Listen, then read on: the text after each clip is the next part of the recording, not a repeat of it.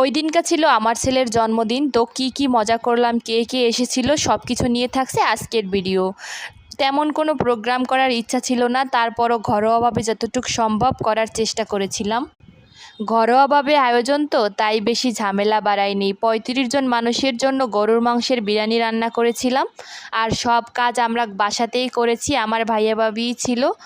আর ঘরোয়াভাবে একটু ডেকোরেশন করেছি, আর কেক অর্ডার দিয়েছিলাম, সেটা বিকালবেলা এসেছিল।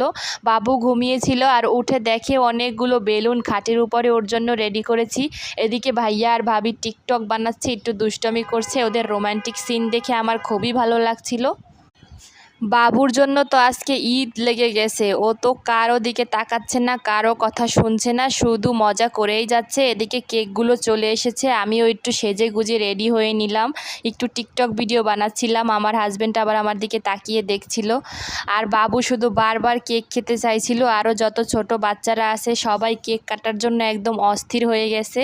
তাই আর বেশি দেরি করতে পারিনি, একটুখানি ছবি ভিডিও করেই তাড়াতাড়ি কেকটা কেটে সব বাচ্চাদেরকে খাবার দিয়ে দিই। তাও রাত 12টা বেজে যায় সব কিছু গুছাতে। এখানে কেক থেকে আমার ভাতিজি সব চকলেটগুলো তুলে খেতে চাচ্ছিল, মানে ওরা আর ওয়েট করতেই চাচ্ছিল না, তাই তাড়াতাড়ি কেকটা সার্ভ করি। এই ছিল আমার ছেলের বার্থডের একটা মিনি ব্লগ। টাটা।